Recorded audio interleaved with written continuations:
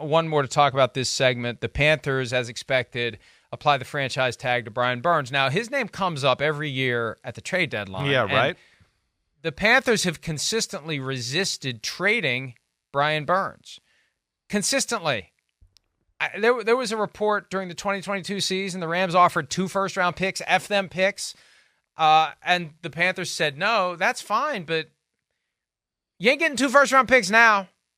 I don't want to go too far on a limb here because you never know what a team's going to do, but I find it hard to believe that there'd be any team even thinking about signing him to an offer sheet and giving up 2 first-round picks. No. You could trade for him for less than that, which is probably what will happen. Right. Well, yeah, that's the problem with this whole thing, this whole setup. It's kind of unrealistic, right? Like, oh, yeah, your franchise, other teams can still sign you. They're just going to have to pay you like a crazy contract that's going to get you to move from the other team, and they're going to have to give up, draft picks. Like, that doesn't make sense. I mean, we know that.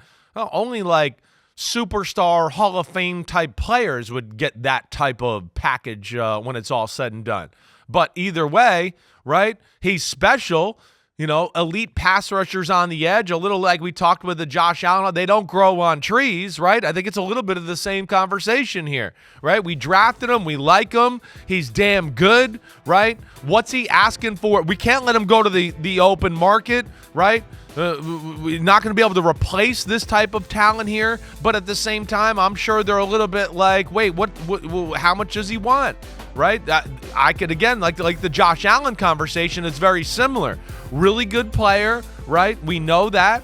Certainly is a really damn good pass rusher, but is it superstar pass rusher? Right? Is it the guys that we have talked about, consistently? Is it Max Crosby? Is it Bosa? Is it TJ Watt? Is it that? And I think that's where, there's probably a misstep in the conversation or whatever I'm trying to say there as far as agreeing on what the value of the player is.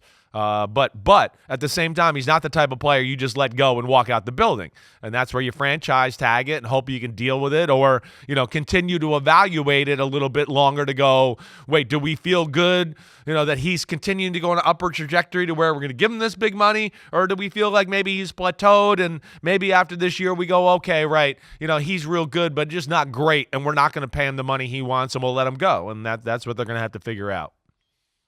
In an alternate universe, they did the trade when the Rams were willing to give up 2 first-round picks, and when they negotiate the deal to move from 9-1 last year, they retain their own first-round pick and have the first overall selection in this year's draft. Yeah. So, well done, Carolina Panthers, under the stewardship of the drink-throwing owner, David Tepper, and I promise I won't mention that every single day for the rest of my life. Damn, are you sure? I think you're 3 out of the last 4 shows so far, I think. Only because I recognize, just like with Wordle, there's a chance I'll forget to do it. Hi, it's Mike Florio. Thanks for watching PFT on YouTube. Hit subscribe for the latest news and analysis from Pro Football Talk.